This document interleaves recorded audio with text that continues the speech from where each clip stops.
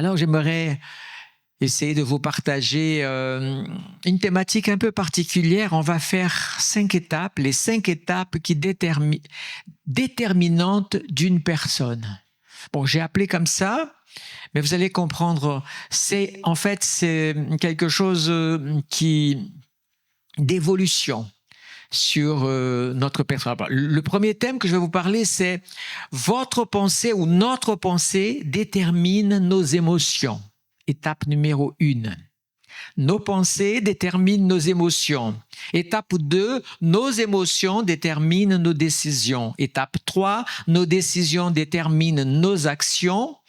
Étape 4, nos actions déterminent nos habitudes. Et étape 5, nos habitudes déterminent notre caractère.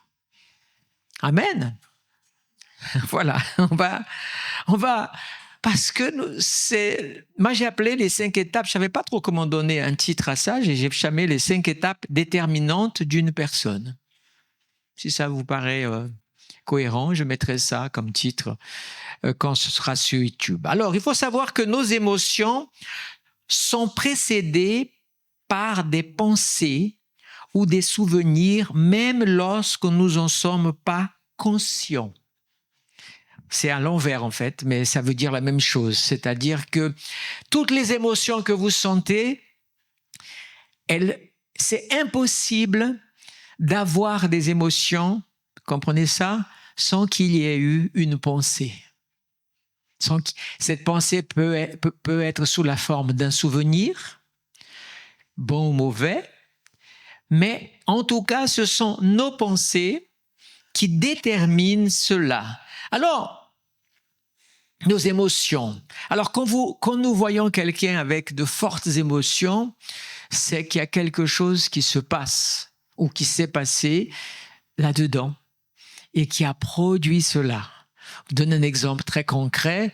Si vous, par exemple, vous pouvez avoir un souvenir très lointain de quelque chose et puis vous voyez quelque chose, vous entendez quelque chose qui vous fait penser à quelque chose, ça va produire en vous une émotion. Alors, j'ai un texte ici dans la parole de Dieu, c'est dans le livre de la Genèse, chapitre 20, versets 10 et 11. Il est dit ainsi, Abimelech dit encore à Abraham, « Quelle intention avais-tu pour agir ainsi ?» Abraham répondit, « Je me disais, » vous voyez, il pensait, il cogitait, qu'il y avait sans doute aucune crainte de Dieu dans ce pays et que l'on me tuerait à cause de ma femme. Donc, vous voyez la scène ou pas? C'est quand Abraham va chez les Philistins et il a fait la même chose d'ailleurs chez les Égyptiens. Quand il est arrivé, il ne savait pas comment il allait faire. Alors il a pensé.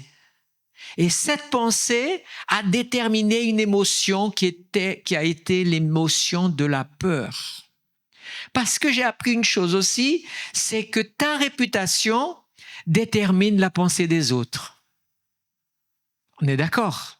On est tous un peu juges des uns et des autres, à bon escient, mauvais escient, selon la réputation. Ah, tu sais que quelqu'un est ainsi. Alors, vous voyez, tout de suite se produit une pensée qui amène à quelque chose. Il faut que vous compreniez que pensée, émotion, émotion, décision, décision, action, parfois, ces choses-là, même si elles ont cet ordre-là nécessairement, mais ça peut se passer avec un ton ou très instantanément. Surtout, on va voir dans l'autre une émotion suivie d'une action, ça peut se faire en 5 secondes. Vous voyez? Donc, mais la réputation détermine ta pensée au sujet de quelqu'un. Donc, la réputation du roi Abimelech, la réputation des Philistins n'était pas les meilleures. Donc, Abraham, je vais là-bas, oh là là, oh là là, oh là là, et il avait peur. Et cela va déterminer une décision et une action qu'il va prendre. Vous voyez, même si j'avance, parce que c'est difficile de prendre ces 5 étapes et de les caser d'une manière obligatoirement.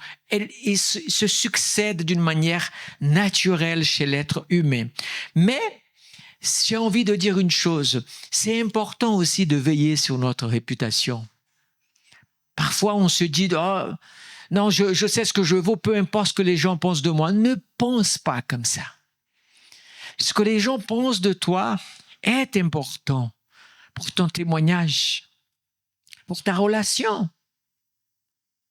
Vous savez, c'est tout bête, mais à l'école, on voit ça, chez les enfants. Ah ouais, des enfants qui parlent, ah ouais, tu sais, lui, il est méchant et tout, on le fréquente plus, et puis plein de choses. Et ça se passe déjà, parce que l'être humain est fait comme ça.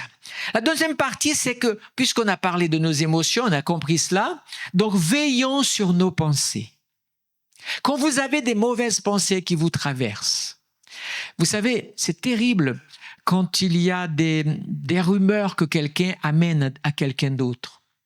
Fermez la porte à cela. Fermez même la porte de votre maison si vous avez des gens qui veulent. Parfois, je vous assure, devant Dieu, c'est difficile parfois de parler, même avec des chrétiens. C'est pas que des gens du monde, mais avec des chrétiens, que c'est impressionnant. Parfois, Dieu sait comme c'est difficile.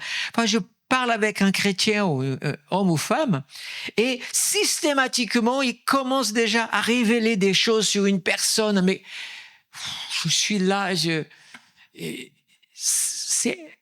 ça traverse des pensées terribles. J'ai pas envie de savoir. J'ai pas envie de savoir. Si je dois savoir en tant que pasteur, j'aimerais savoir par la personne elle-même. Bon, bien sûr que quelqu'un veut dire par responsabilité. Je mets les choses dans leur contexte. Je prends le cas de ministère. Je le dis très, très souvent avec eux. Ils ont des relations, parfois plus que moi, avec d'autres chrétiens. S'il y a quelque chose qu'ils remarquent, qu'ils jugent, oui, ils doivent venir en parler. Peut-être qu'on doit travailler ensemble pour aider. Vous voyez, faites la part des choses. Là, je parle plutôt de personnes qui ont de façon maladive. Vous savez, il faut et des fois, ça m'énerve parce que j'ai pas envie de savoir qu'une telle personne a eu telle action et que ça lui appartient. J'ai pas envie. Parce que je n'ai pas envie que cette pensée vienne influencer les émotions de relation que je peux avoir avec cette personne. Vous voyez? C'est subtil, mais c'est dangereux. Sachez qu'il y a quelqu'un qui œuvre beaucoup, c'est le diable au travers de ça. Il arrive à diviser les chrétiens. Il suffit. Alors ne soyons pas, j'ai envie de dire, et je parle de façon très générale, un instrument, d'ailleurs rappelez-vous, dans le livre des Proverbes, il est dit qu'il y a 7 choses que Dieu déteste et une 8e ou la 7e, c'est celle qu'il hait le plus. Et c'est quoi la 7e ou la 8e? Celui qui divise les frères. Vous voyez, Dieu ne supporte pas ça. Donc, voilà. Passons à la deuxième. Nos émotions déterminent nos décisions. Alors, il faut comprendre ceci de la suivante façon. Plus d'émotions, vous savez, plus d'émotions du tout et plus de décisions. Vous comprenez ce que je viens de dire? Oui? Plus d'émotions du tout, plus de décisions. Si vous n'avez pas d'émotions, vous n'arrivez pas à décider. Par contre, trop d'émotions, qu'est-ce qui se passe? Des décisions irrationnelles. Les émotions sont elles qui déterminent justement des décisions qu'on prend.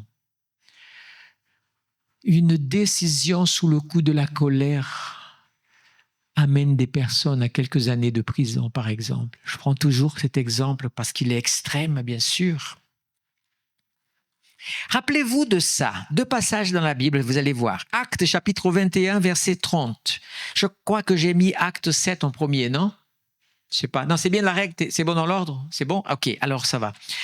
Toute la ville fut émue et le peuple accourut de toutes parts. Ils se saisirent de Paul et le traînèrent hors du temple, dont les portes furent aussitôt fermées. Vous imaginez une foule? Ils n'étaient pas émus de compassion. Hein? Et Encore un texte, c'est Actes chapitre 7, verset 50. Celle-ci, verset 56 et le verset 57. Je l'ai séparé, j'ai mis là, mais c'est le... Et il dit, voici, je vois les cieux ouverts et le Fils de l'homme debout à la droite de Dieu. Quand Étienne a dit cette phrase, ils poussèrent alors des grands cris en se bouchant les oreilles et ils se précipitèrent tous sur lui. Vous imaginez l'émotion, le trop.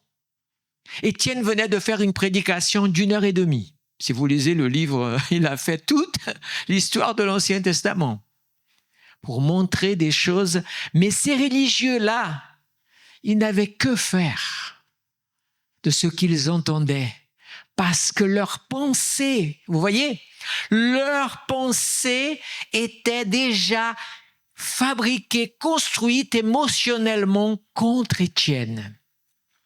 Et ces pensées se sont multipliées. Vous savez, il était devant un Sanhédrin. Donc, qu'est-ce qui se passait? C'était des grands connaisseurs. Mais qu'est-ce que c'est que ce bonhomme-là qui nous donne des leçons de la Bible, des leçons de choses spirituelles? Vous savez, la sauce a monté, la mayonnaise, je ne sais pas ce que vous voulez, mais c'est monté, c'est monté, c'est monté. La moutardonnée, tout ce que vous voulez, les expressions que vous voulez là-dessus. Une chose est sûre, c'est que il y a eu un moment, c'était trop.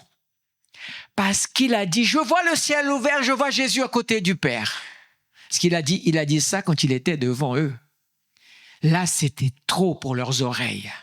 Là, tout ce qu'ils avaient au fond d'eux comme émotion a été de crier, de se décider. Ils l'ont amené et vous savez, la suite, on la voit tout à l'heure. Attention à nos émotions. Bien-aimés, prions le Seigneur.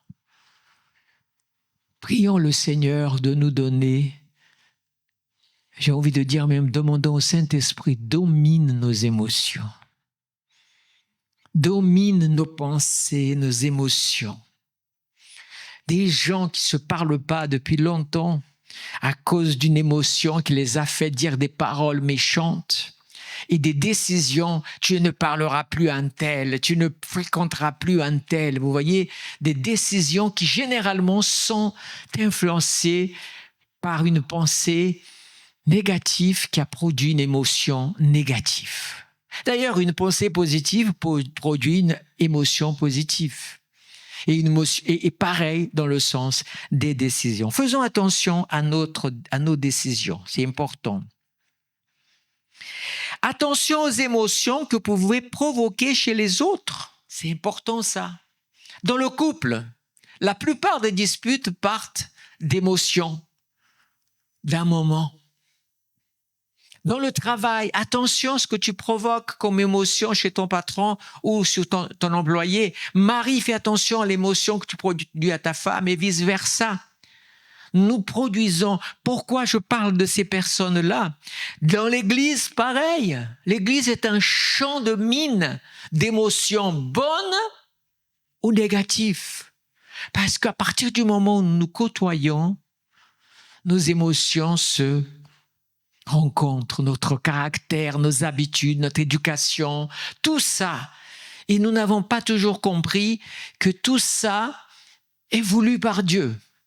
Comme ça, nous travaillons, nous nous sacrifions. Un couple ne peut pas tenir s'ils ne gèrent pas leurs émotions, leurs différences. À un moment donné, il faut arriver à cela. Sinon, le couple finit parce que les décisions vont être « je ne te supporte plus ».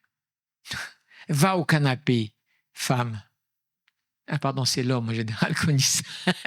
Vous voyez, des décisions malheureuses.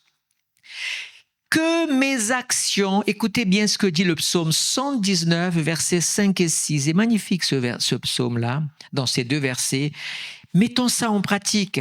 Que mes actions soient bien réglées afin que je respecte tes prescriptions.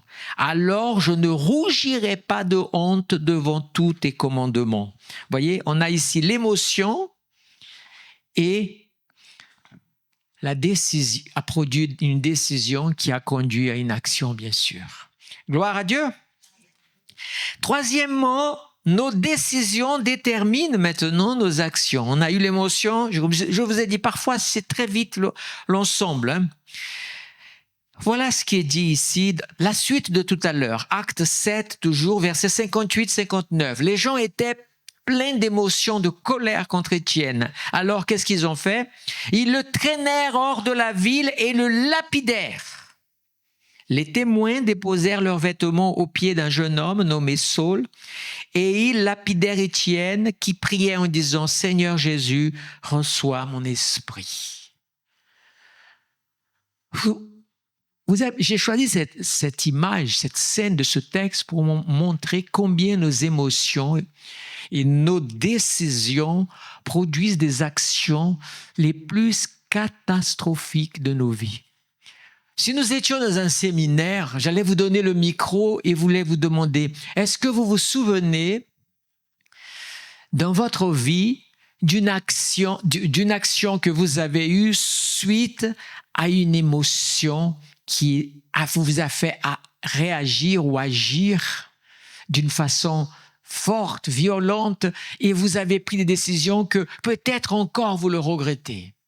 Peut-être qu'il y a des gens ici qui sont encore sous le fardeau de certaines décisions qu'ils n'ont toujours pas encore réparées, corrigées. Ce serait une occasion pour vous de vous dire, Seigneur, pourquoi je ne parle plus avec un tel? Pourquoi dans l'église ou en dehors, il y a quelqu'un que j'évite le plus possible de le rencontrer ou de la rencontrer ou de parler avec elle? Ah, c'est pas un tel que j'inviterais à boire un café. Toutes ces choses-là existent dans le monde de façon naturelle, mais dans le milieu de la foi, ce n'est pas naturel, c'est diabolique. Parce que nous sommes divisés. Il est temps pour nous de demander au Saint-Esprit, Saint-Esprit, sonde moi et connais mon cœur, examine mes pensées. Ah, c'est bon ça. Si tu examines mes pensées, examine aussi mes émotions. Et je veux que tu me rappelles, Saint-Esprit, des décisions que j'ai prises, malheureuses. Et j'ai envie de réparer, j'ai envie de restaurer une relation. Peut-être autre chose. Peut-être même vous vous punissez vous-même et vous subissez des conséquences de décisions précipitées. Que Dieu fasse grâce. Vous vous rendez compte? Il n'a fait que quoi? Que prêcher, se défendre. Ensuite, il a prié pour eux et eux, ils étaient en train de le lapider encore. Bien-aimés, la religion, elle a été faite pour être un instrument de relier l'homme à Dieu. Mais très souvent, quand la religion, qu'elle soit dans l'Église évangélique ou ailleurs, et qui rend les gens « Ah, mais nous sommes meilleurs, nous avons la meilleure doctrine, nous avons le meilleur je ne sais pas quoi », ce sont des émotions qui amènent à dire un tel et des choses comme ça. Nous devons veiller sur ça, sur nous-mêmes. Je suis toujours partisan de commencer déjà par réussir une unité dans l'Église où nous sommes déjà. Parce que des fois, certains chrétiens veulent une unité des églises, mais eux-mêmes ne sont pas unis dans leur propre église. Et je pars d'un principe, tout commence d'abord par moi-même, avec celui qui est dans ma maison, celui qui est dans mon travail, celui qui est dans mon église, celui qui est dans mon voisinage. C'est là que je dois commencer à avoir une bonne relation, une bonne attitude, de bonnes émotions. Quelque chose, parce que je vis tous les jours avec ces gens-là, direct et indirectement. Mon voisin, s'il décide de faire un boucan, parce que je l'énerve, il va me casser les pieds. C'est pas intéressant pour moi. Avoir une bonne relation avec lui m'obligera et l'obligera à avoir un certain respect de choses et je peux échanger avec lui librement. J'étais l'autre jour à l'hôpital, pas cette semaine, une autre fois, j'étais allé visiter, c'était quand j'étais allé visiter Adriano. Quand je descends, qu'est-ce que je vois? Assis, un de mes voisins qui est malade et qui maintenant ne peut plus se déplacer, il était tout seul assis là. Ah, je l'ai vu, je ne le vois pas beaucoup depuis qu'il est malade. Je me suis assis à côté de lui et on a commencé à papoter pendant un moment. Tout d'un coup, sa femme et chaque fois qu'il passait quelqu'un des ambulances, non, c'était pas pour lui. Donc, on a discuté un peu. Un bon moment, on a rigolé, on a passé un moment agréable. Sa femme est arrivée, elle s'est assise à côté de lui et on a encore passé un moment jusqu'à ce que, du coup, il allait partir et j'ai pu partir. Il faut savoir soigner le relationnel. C'est important si nous voulons être des bons témoins. Amen. C'est important. Ce sont des choses importantes dans la vie. Ces gens-là, ils étaient terribles dans leur attitude. Rappelez-vous, on parle ici de décisions qui déterminent nos actions. On est d'accord? Eh bien, je vais vous dire une chose qui m'a paru intéressant en préparant ce message, c'est que dans la parabole des deux fils, vous vous souvenez que Jésus a dit, il a appelé les deux fils, il a dit, j'aimerais que vous alliez travailler au champ, à notre champ. Le premier a tout de suite, vous savez, sous le coup peut-être, je sais pas, un gros faillot, quoi. On va dire comme ça, mais c'est pas, oui, papa, j'y vais. Et l'autre, il a été plutôt négatif. Et finalement, c'est l'inverse. Vous savez, alors j'ai noté ici, ce que Dieu attend de nous, c'est que nos décisions soient après une réflexion, parce que la décision après réflexion produit plus de chances de bons fruits. Des décisions précipitées ne sont jamais bonnes. Non, j'irai pas. Puis après, il a réfléchi, mais pourquoi t'as dit ça, ton père? Tu lui dois tout, vas-y. Papa, pardon, je vais aller. L'autre, j'y vais. Et puis finalement, les copains m'ont les copains m'ont appelé. Ce sont les gens très émotionnels, ils agissent comme ça. Des fois, ils vous disent oui tout de suite et après, ils sont là tout pénaux. Ah, j'ai pas pu, excuse-moi, tout ça. Et si jamais on ose dire, ouais, mais je comptais, c'est pas bien ce que tu as fait. Ils s'énervent parce qu'ils sont dans l'émotion constante. C'est fatigant de vivre dans l'émotion constante. Vous saviez ça? Nos émotions, elles nous élèvent ou elles nous abattent. Surtout quand on est un gros émotionnel. Alors, il est dit dans Actes 15, 28, « En effet, vos décisions déterminent vos actions. » N'oubliez pas ça.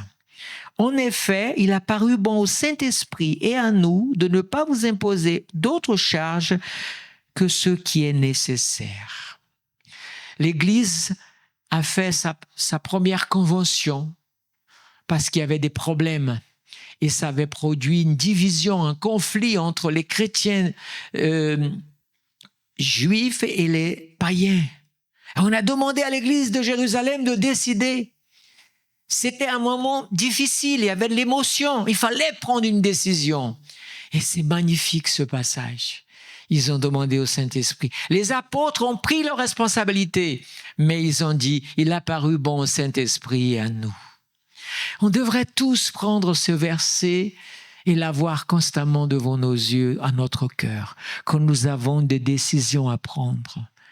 Est-ce que ça te paraît bon, cet esprit, cette décision? Ne décidez pas sous les émotions, ni sur le raisonnement humain. Il y a tellement de choses qu'on peut faire. Vous savez, des fois, c'est difficile d'expliquer à l'Église ou à d'autres personnes pourquoi on ne prend pas cette décision, pourquoi on ne fait pas une chose comme ça. Parce que l'Église, c'est le peuple de Dieu, c'est le troupeau de Dieu. Des idées, je peux en avoir à l'appel. Mais moi, j'ai besoin de laisser le Saint-Esprit être aussi le conseiller. Chaque fois que j'ai pris des décisions pour l'Église avec le Saint-Esprit, j'ai vu des bons résultats. Il a paru bon au Saint-Esprit. Mais ça, on pratique aussi pour tellement de choses dans ton travail, dans ton couple, dans d'autres domaines, dans d'autres projets. Ne décide pas Ne va pas à l'émotion, ne va pas baser sur ton émotion, va baser sur un accord avec le Saint-Esprit. Quatrième, vos actions déterminent vos habitudes. Il y a des gens qui ont des habitudes et ces habitudes, elles ont été construites par une habitude d'action aussi. Alors, j'ai ici un texte où il est dit, 1 Corinthiens 11, verset 16, « Si quelqu'un se plaît à contester, nous n'avons pas une telle habitude et les églises de Dieu non plus. » Vous voyez, quand les actions d'une personne, il y a des personnes qui, leur action, c'est toujours, ils vivent dans la réaction.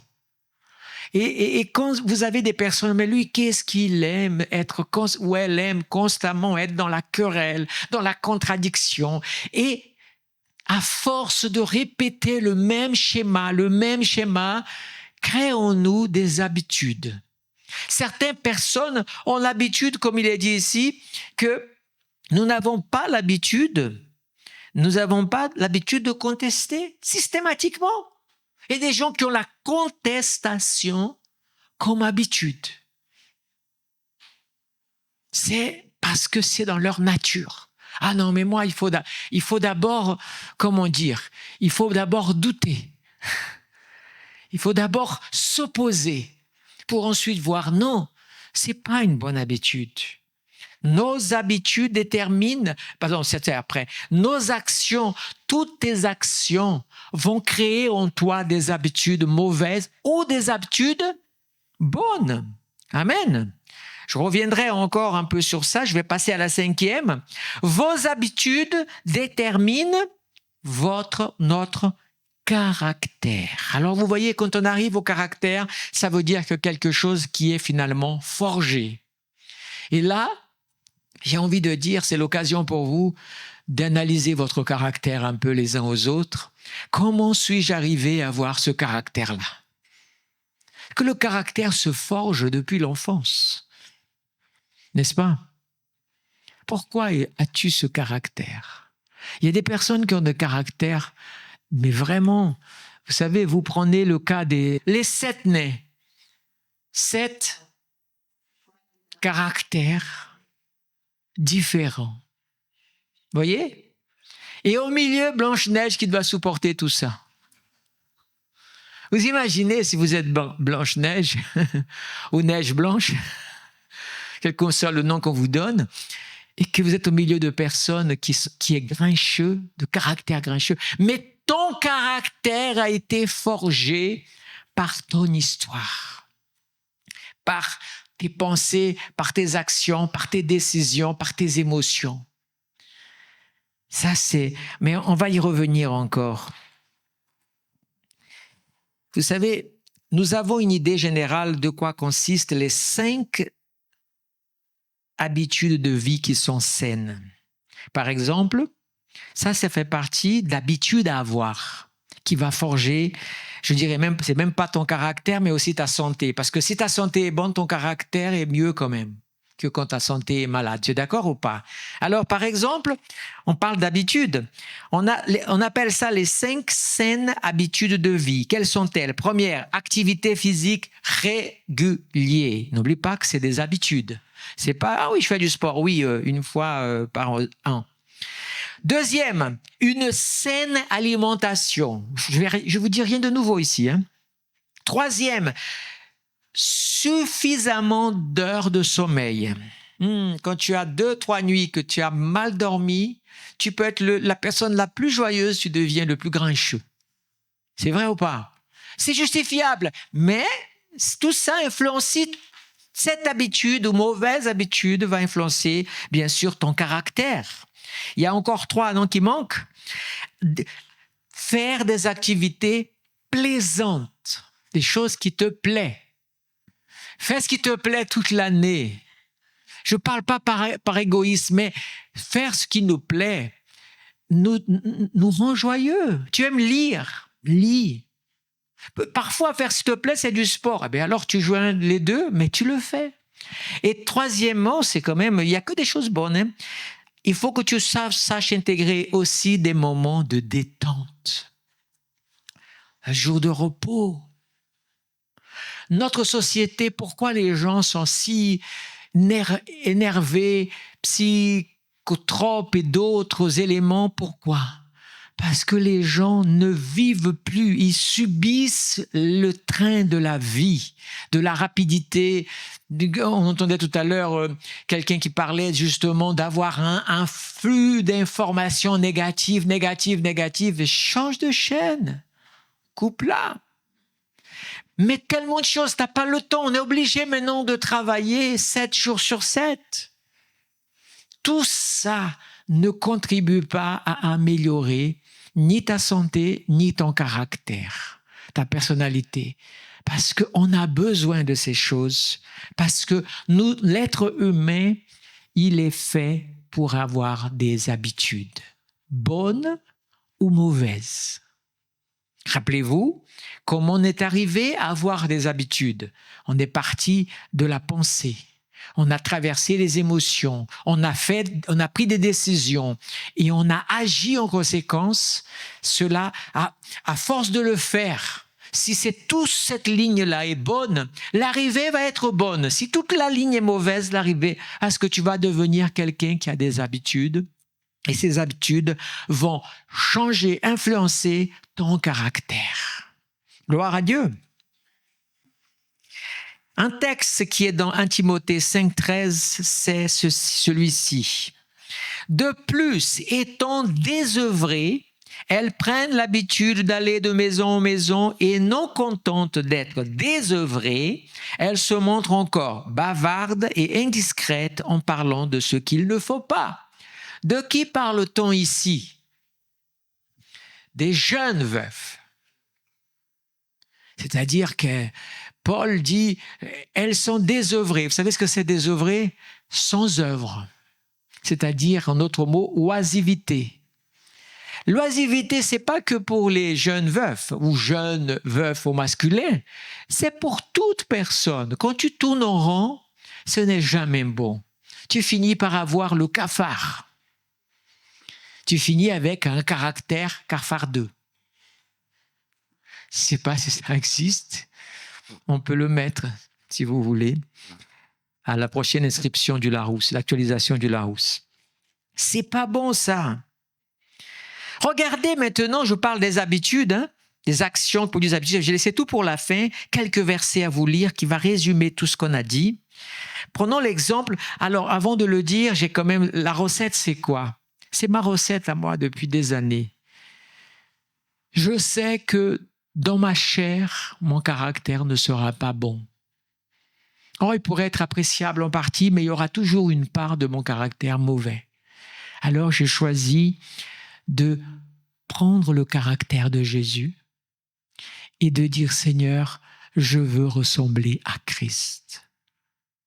Et c'est pour ça que depuis tout le temps, vous savez ça, j'ai des textes que sur Jésus dans lesquels tous les jours, je prends des rendez-vous avec Dieu pour lire ces textes. Tous les jours, je le fais devant Dieu parce que je veux voir mon caractère être transformé.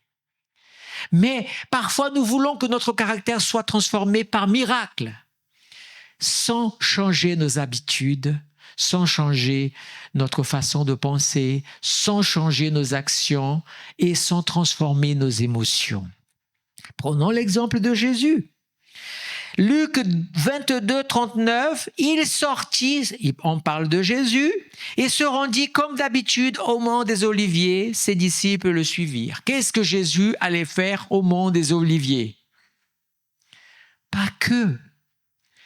Pour prier, Jésus aurait pu prier n'importe où.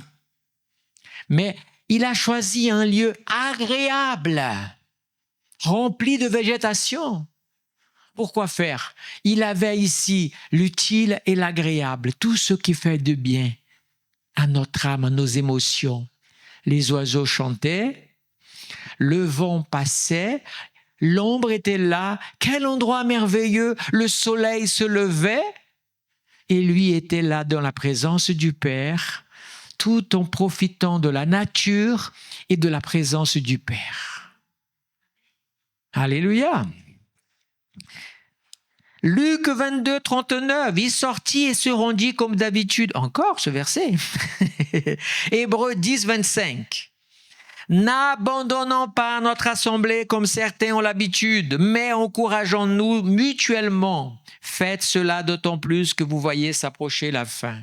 Nous vivons un siècle, je crois qu'on n'a jamais vu ça. Je ne connais pas l'histoire du passé, mais je crois qu'on est en train de battre les records d'une habitude chez les chrétiens de pour un oui, pour un non, on change d'église. Très mauvaise habitude, condamnable par la Bible. Mais même ça, on ne s'aperçoit pas. Pourtant, c'est une mauvaise habitude. Encore Colossiens, encore un autre verset, je veux dire. Colossiens 3, 13. Supportez-vous les uns les autres. Et si l'un a sujet de se plaindre de l'autre, pardonnez-vous réciproquement. De même que Christ vous a pardonné, pardonnez-vous aussi. Mais par-dessus toutes ces choses, revêtez-vous de la charité qui est le lien de la perfection.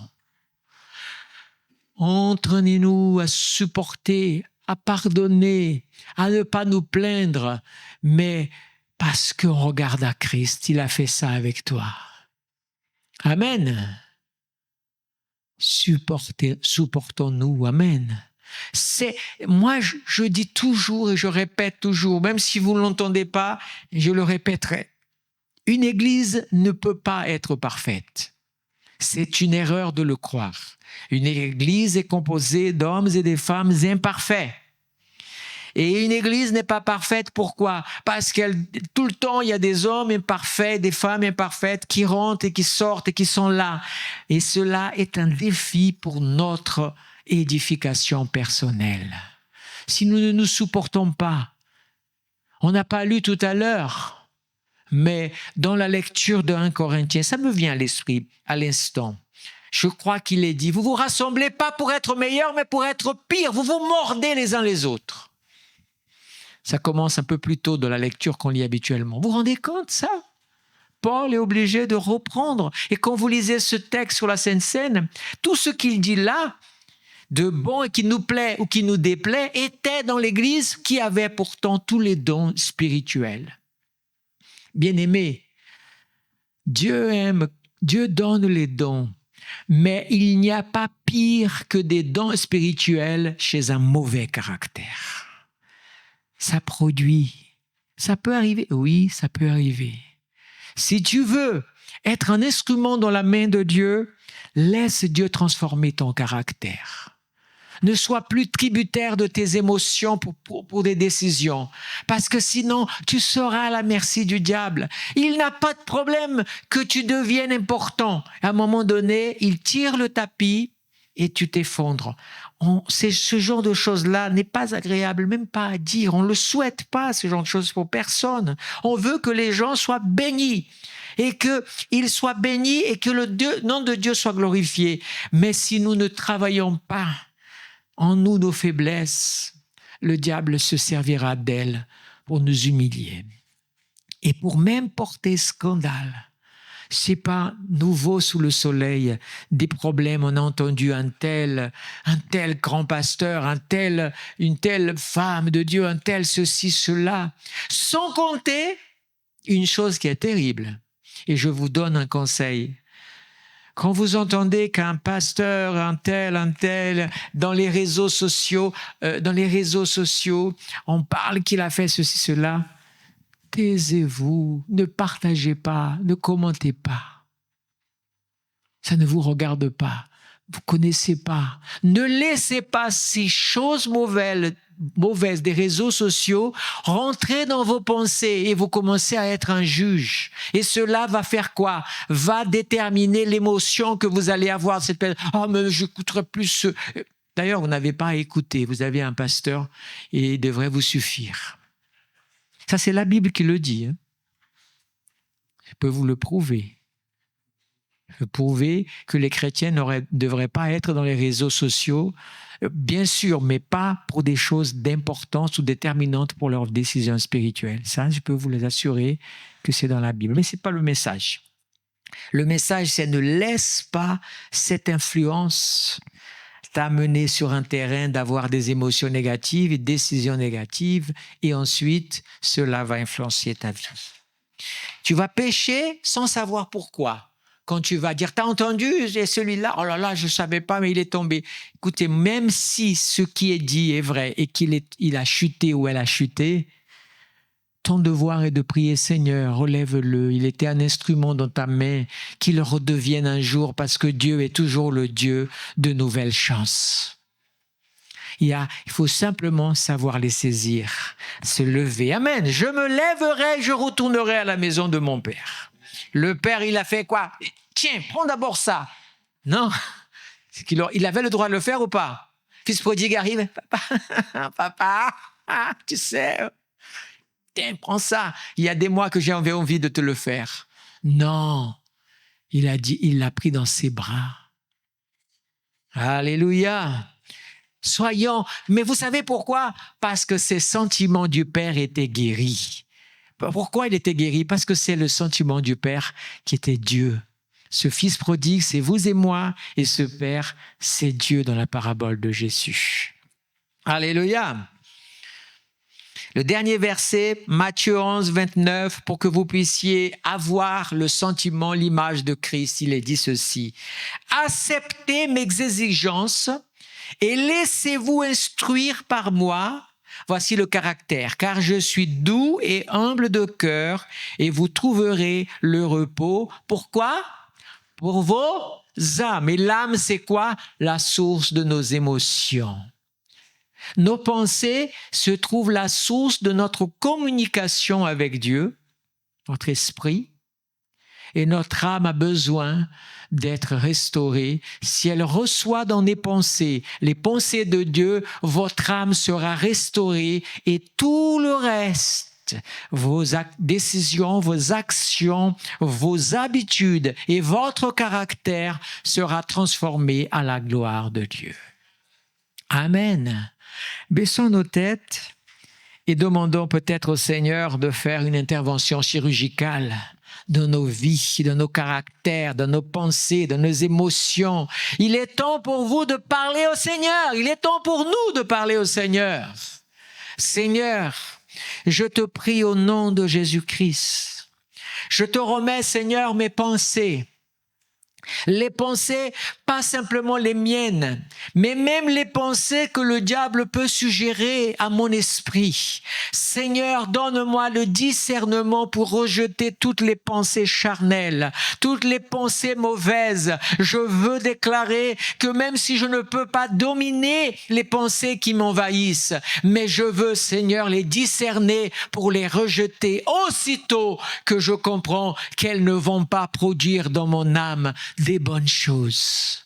Seigneur, je veux te présenter mon âme, Seigneur. Mon âme loue l'Éternel et tout ce qui est en moi loue son Saint-Nom. Seigneur, restaure mon âme. Si elle est remplie de mauvaises émotions, si dans mon âme il y a de la division, il y a de la querelle, il y a de la tristesse, il y a d'autres sentiments négatifs et mauvais, Seigneur, viens restaurer mon âme au nom de Jésus-Christ.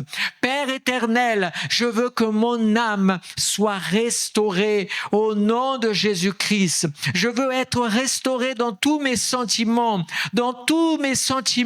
parce que Seigneur, toutes les décisions que je veux prendre, Seigneur, je le déclare au nom de Jésus, je refuse de prendre des décisions basées sur mes émotions. Je t'invite, Saint-Esprit, à toujours être en face de moi, plutôt dans mon cœur, comme mon meilleur conseiller, comme mon meilleur influenceur, comme mon meilleur mentor pour les décisions que je dois prendre. Je remets, Seigneur, mes décisions, qu'elles deviennent les tiennes. Je remets devant toi, Seigneur, ces décisions, Seigneur. Sois glorifié dans mes décisions. Alléluia. Seigneur, ce que ces décisions vont produire dans ma vie, ce que je dois faire. Je sais que je ne dois pas dépendre, Seigneur, simplement de prendre une décision et de rester sans action. Je sais que j'ai une responsabilité. Je sais que je dois me décider à me lever chaque matin. Je sais que je dois me décider pour agir dans cette vie. Je sais que j'ai la responsabilité d'avoir une action qui glorifie ton nom, alors que mes actions soient sanctifiées par toi, Saint-Esprit. Que les hommes, quand ils me voient, ils puissent glorifier le Père Céleste par les décisions et les actions qui apparaissent dans ma vie.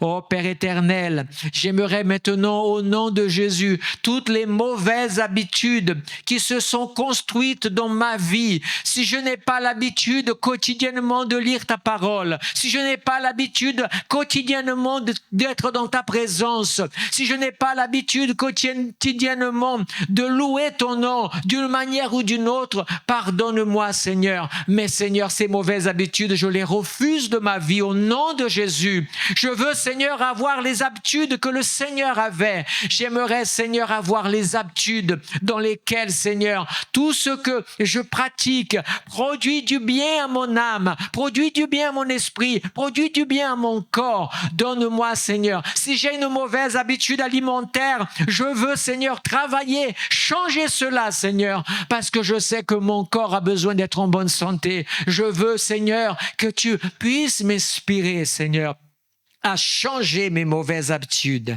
Et enfin, Seigneur, mon caractère, Seigneur. Mon caractère, je veux qu'il ressemble à celui de Jésus, Seigneur. Je ne connais personne dans l'univers qui a un meilleur caractère que celui de Christ. Seigneur, je suis ton disciple et je veux te ressembler. Tout disciple qui est un bon disciple ressemble à son maître. Je veux te ressembler, Seigneur Jésus. Je prie pour cette Église et je prie que la grâce du Seigneur, que la bénédiction de Dieu, que la transformation de Dieu s'opère dans le caractère de chacun des chrétiens de cette Église. Que nous soyons transformés, renouvelés dans tous les domaines où il y a des brèches dans notre vie. Que le nom du Seigneur Jésus soit glorifié aujourd'hui et éternellement dans notre vie. Amen. Amen et Amen.